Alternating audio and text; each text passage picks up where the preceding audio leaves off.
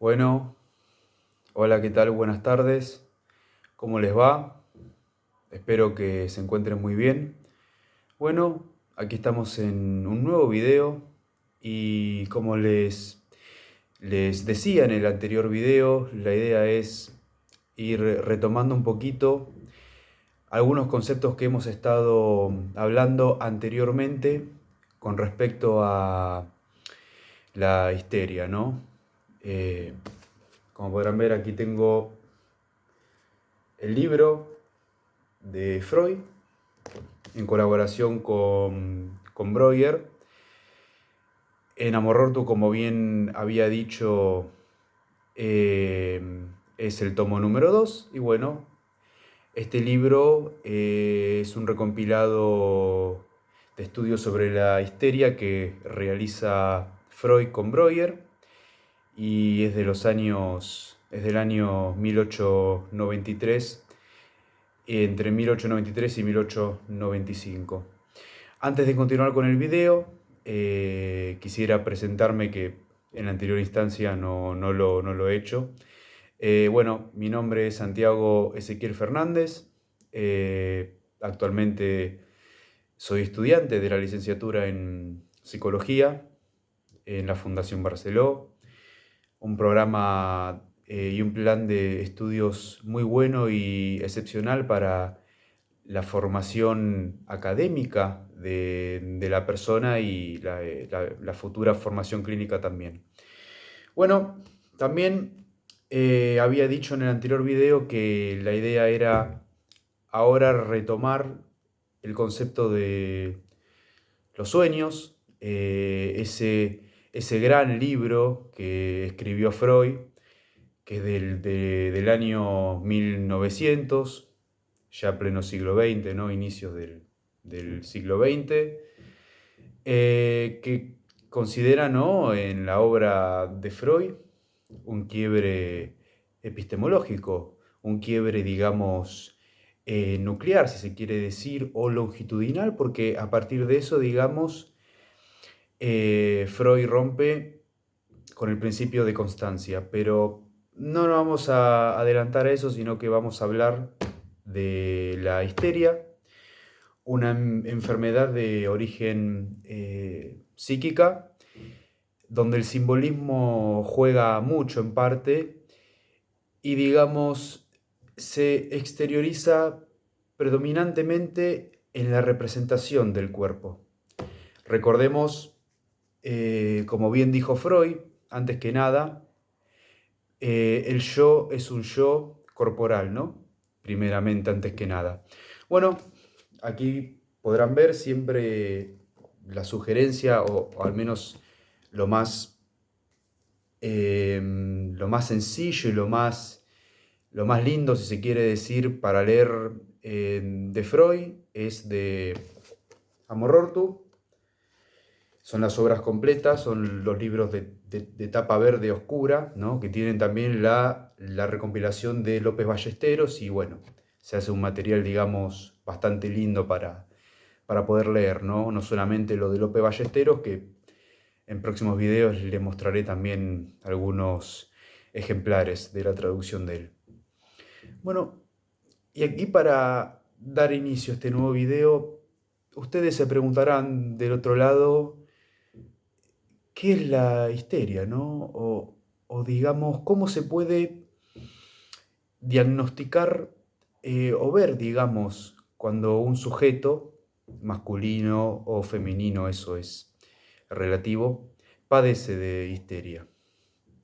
Bueno, particularmente en este libro, Freud deja 5 historiales clínicos muy buenos, no los 5 historiales clínicos más famosos del psicoanálisis, sino 5 casos particulares de histeria, que son el de Catarina, el de Elizabeth von R., el de Anna O., cuyo nombre es Berta Pappenheim, que es el más conocido, Miss Lucy R.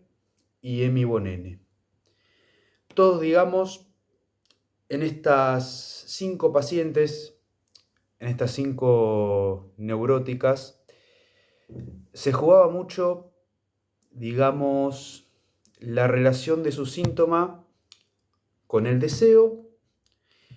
Y también Freud va a dar un dato muy importante, que es que cuando él, digamos, el método que utilizaba en ese entonces, en esa época, era el método de la hipnosis, que un método que después resultó para él que no era, digamos, útil y utilizable para todas las personas, porque no todas las pacientes que él tenía podían ser hipnotizadas, ¿no? Es decir, funcionaba para algunas pacientes y para otras no.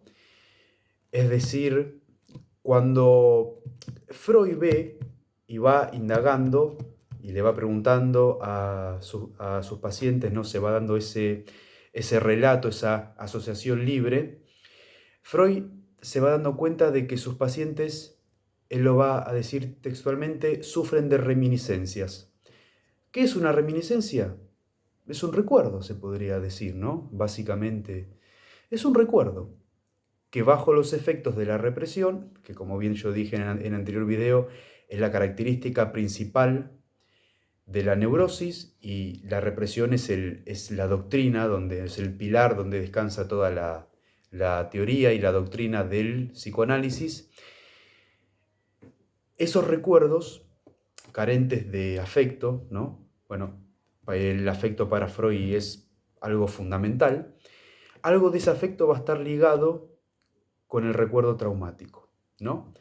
Entonces, no solamente se jugaba una relación entre el simbolismo y el deseo, sino que también había algo de origen traumático que, bajo los efectos de la represión, no era posible para la paciente poder recordar, ¿no?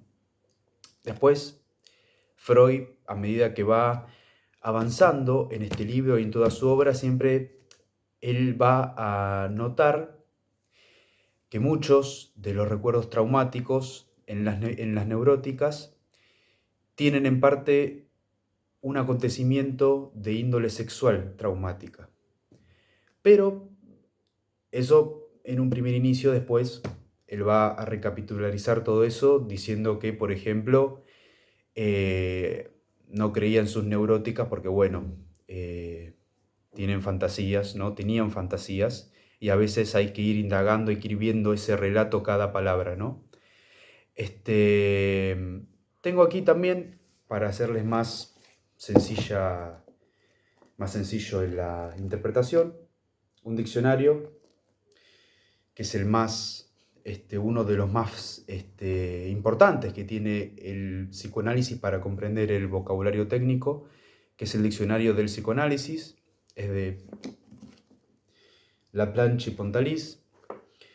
Y vamos a leer una definición muy importante, ya yendo bien a lo técnico, de lo que es la histeria, ¿no? Aquí vamos a ver.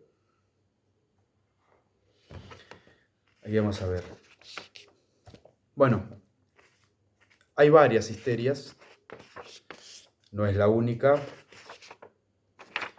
pero vamos a leer la definición en sí de histeria, que es la primera.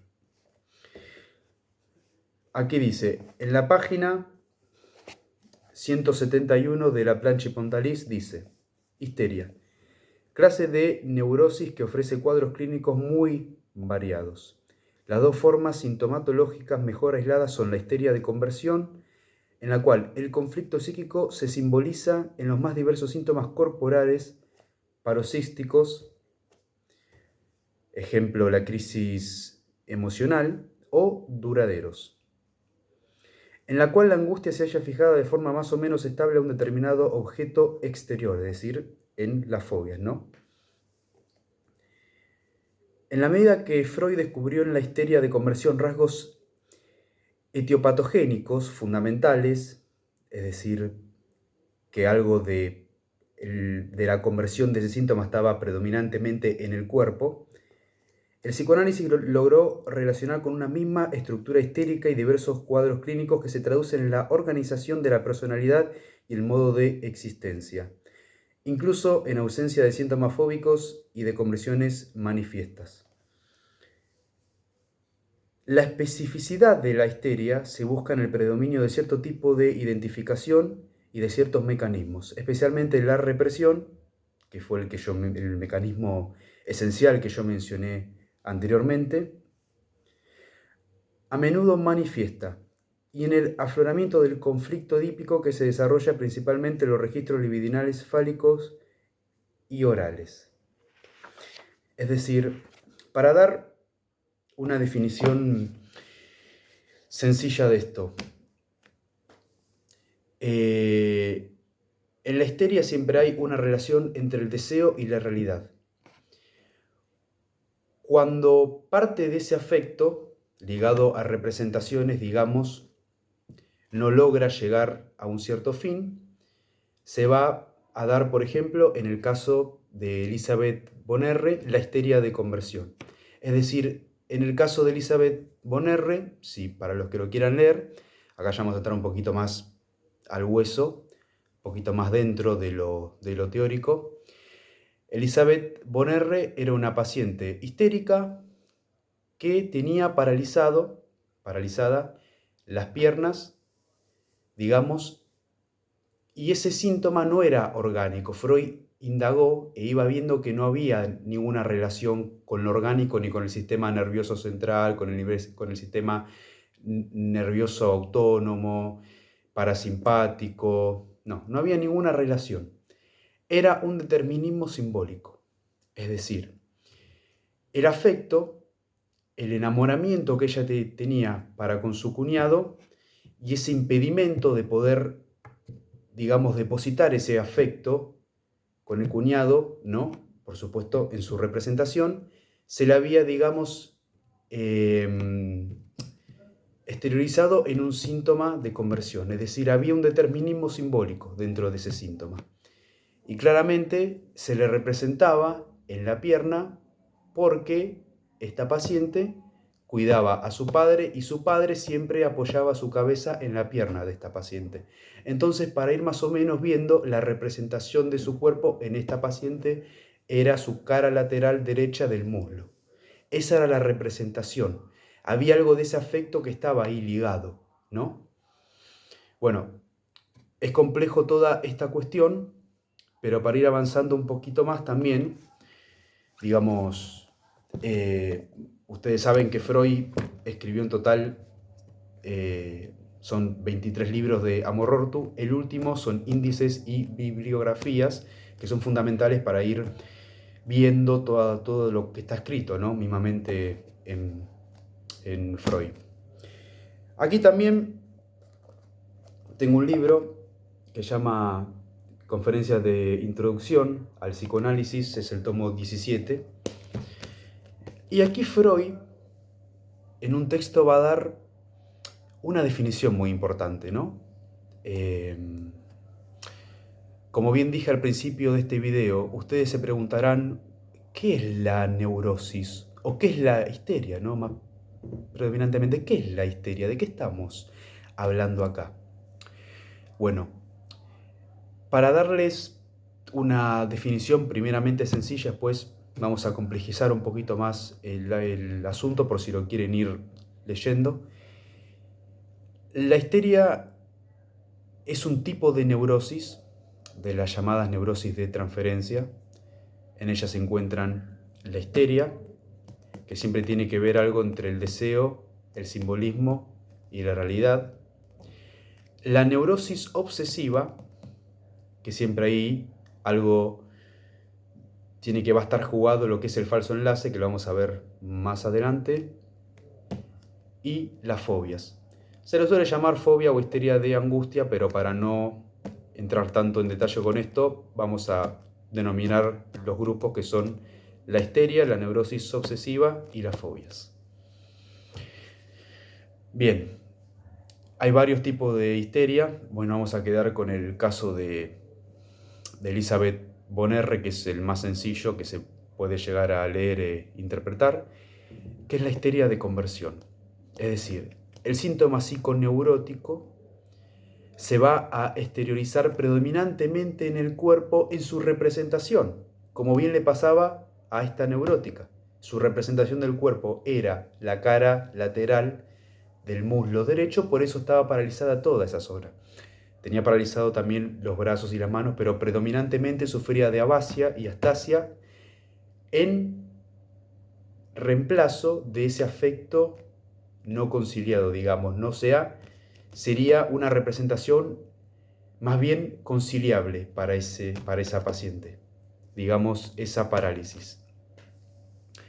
Como les decía, ustedes se preguntarán, ahora, ¿qué es la neurosis, no?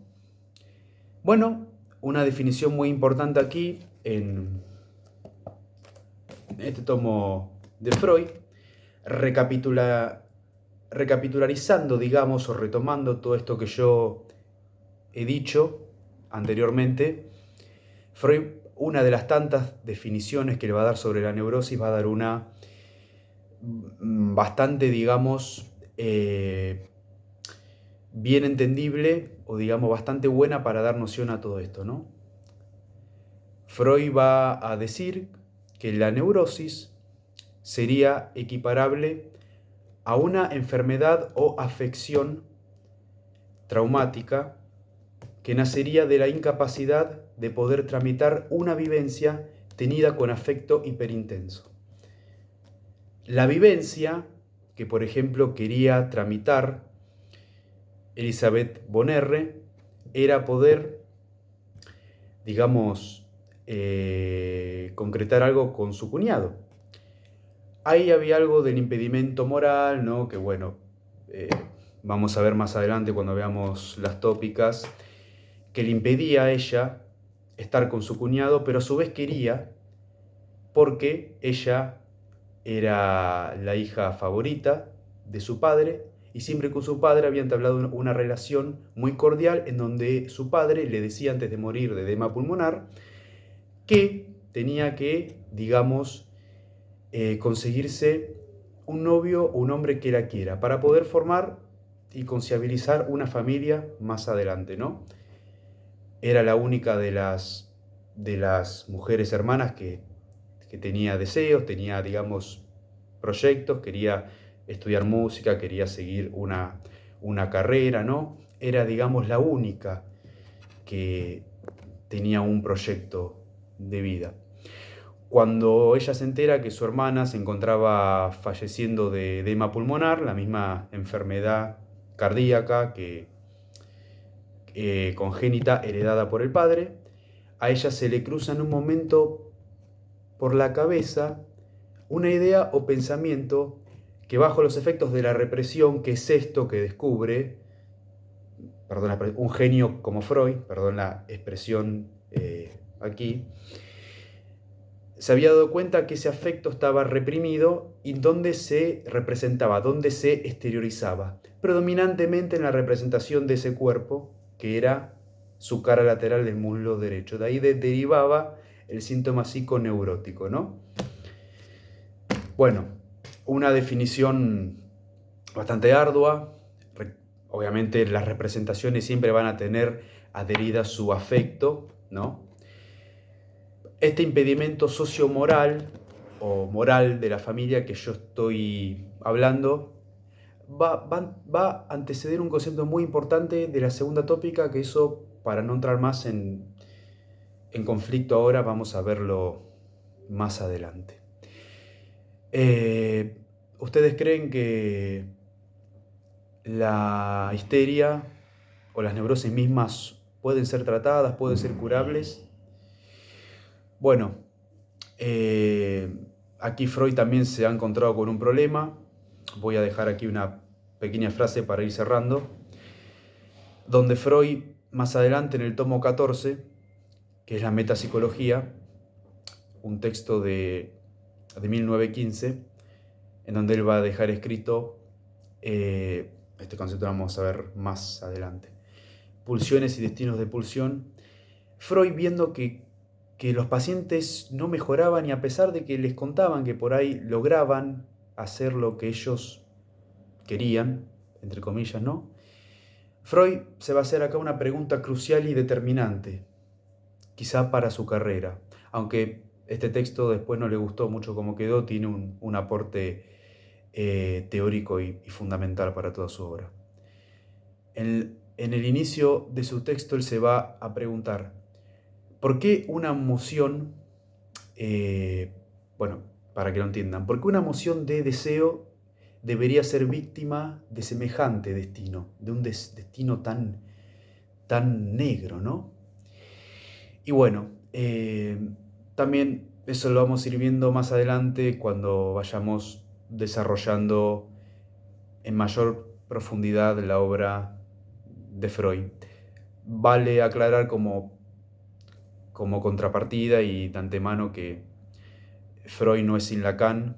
Lacan a los escritos de Freud le da unas vueltas muy interesantes con aportes desde la lingüística, desde la filosofía, desde la matemática, desde la lógica, desde la filosofía, desde cuestiones de lo del lenguaje mismo, ¿no?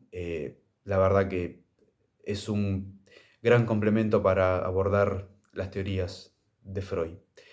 Bueno, hasta acá el video de hoy. Mucha información, mucho concepto. Esto es para que, si quieren escucharlo, lo articulen con la lectura, porque si no, no se entiende. Y bueno, vamos a ir dejando